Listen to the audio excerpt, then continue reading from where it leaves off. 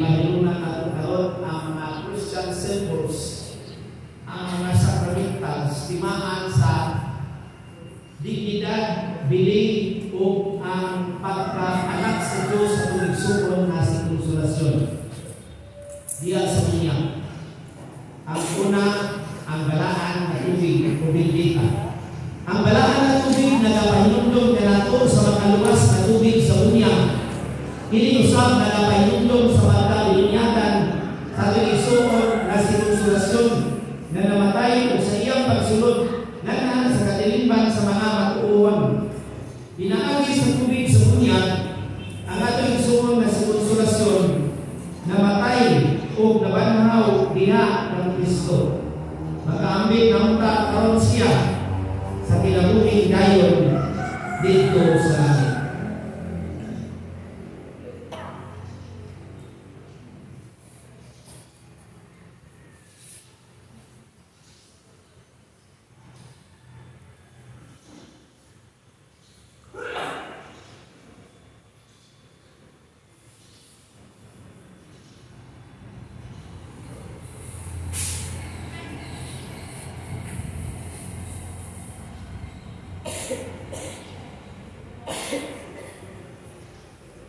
Ikaw na karon ang puti na panakton.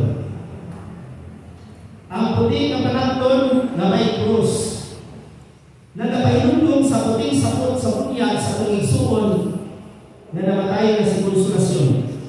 Iniusap timaan sa Kristohanon na dignidad sa tao.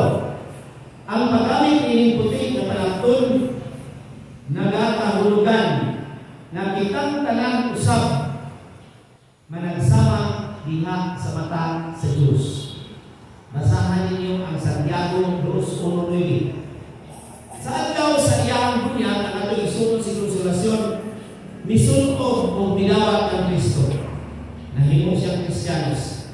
Sa adlaw sa pagbalik ni Kristo, suluban ta sa konsolasyon sa himaya na dayon.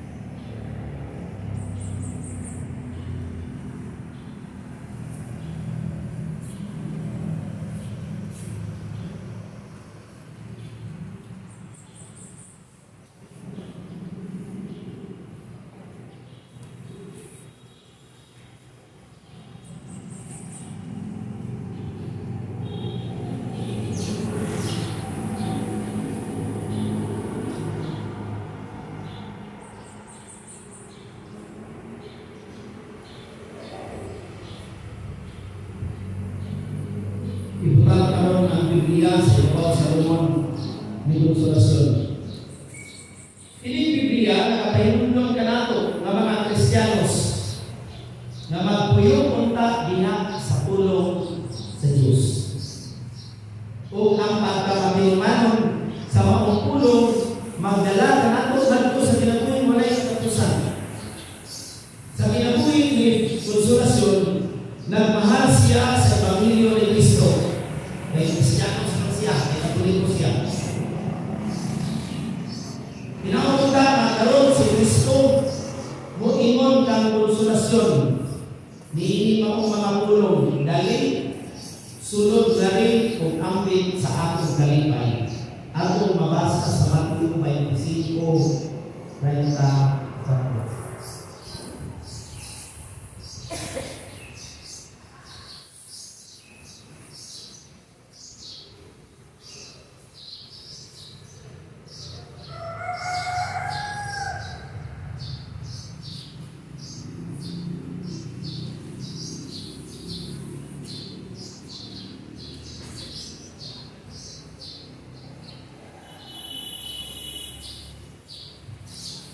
Ang krus na makoipakit nato mga Kristiyanos. Ang Kristiyano gibatikan sa krus diha sa bunyag o pinaagi sa pagkasakit ni Jesus sa krus. Siya gidalaman ito sa kalaugan sa iyang pagmanaw. Diha sa bunyag ang ato isuon na Nagkadawat sa timaan sa krus, hinautunta na siya karon si konsolasyon, makaambit sa kadaugan ni Kristo batok sa sala o sa pamatayon.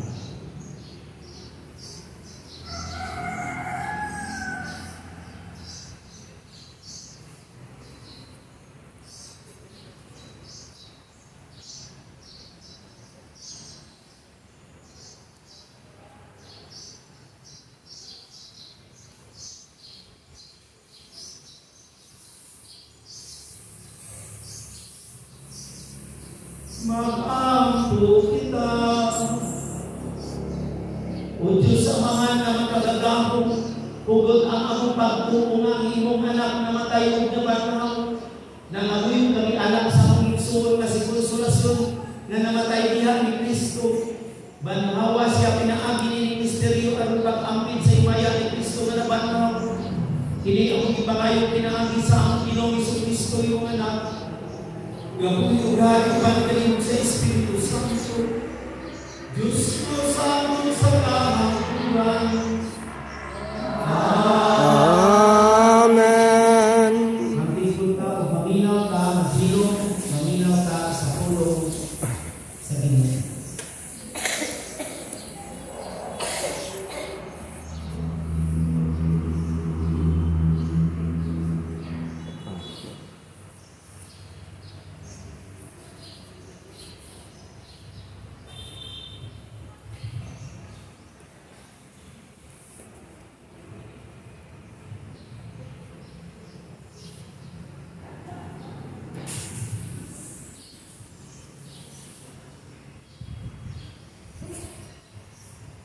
Kinulungan sa mga buhat sa mga apostolos.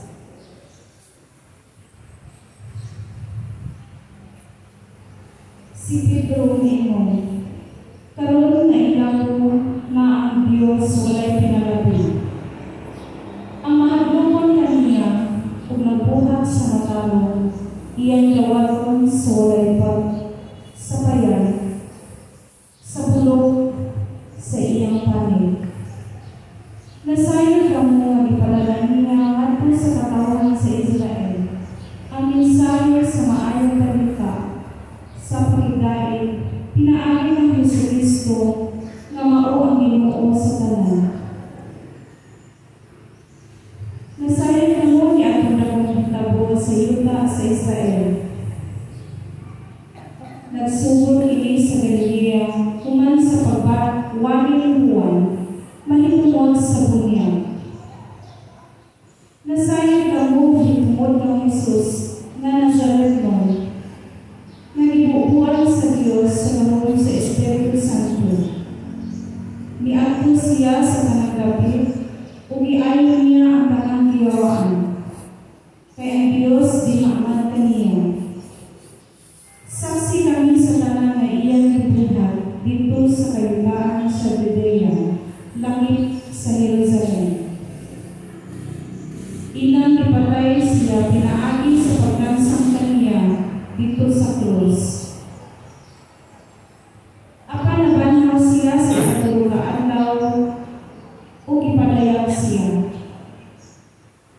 Wala makakita kaniya ang tanang mga tao, kundi kami lamang ng mga saksi na gipili na sa Diyos. Nangaon kami kung nainom upang kaniya human siya mabanhaw. Kung isugo kami niya sa pagwali sa maayong balita, ngadto sa katawhan, ug sa pagmatuon na siya mao ang ipili sa Dios pagtugon sa mga buhi o sa mga patay. Naghisgot na itungod kaniya ang tanang mga propeta na nag-ingon na ang tanan na nagtuo kaniya kasayuon sa ilang mga sala, pinaagi sa labong sa iyang laman. Ang pulong sa Ginoo.